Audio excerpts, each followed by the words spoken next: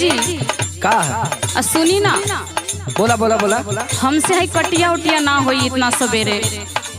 करे अब ना 8 ना बजल, तबले तुके घरे जाए के टाइम हो गल। कैसे धान कटाई?